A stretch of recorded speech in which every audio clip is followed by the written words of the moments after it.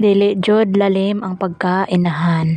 Maski naa panay gipamati mamatag sayos kabuntagon aron maghikay sa pagkaon para mapakaon mapabaonan ang anak ug bana sa trabaho ug eskwela.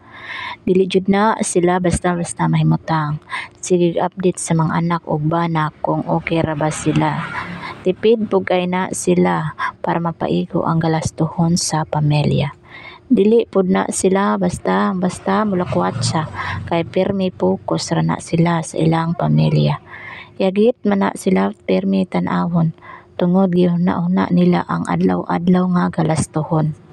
Sa dihang sila lang ang mahibilin sa panimalay, diha na jud kumbati ang lihokon sa panimalay. Hugas plato, kuskus kaldero, laba nga kinadaghanan.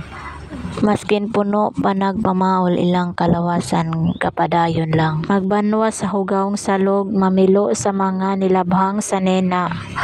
Ug di paigo magkuha og mga kahoy sa kalabin-an aron gamiton sa pagluto sa pagkaon. Kaya pud na nila ang mga lihokon sa panlalaki.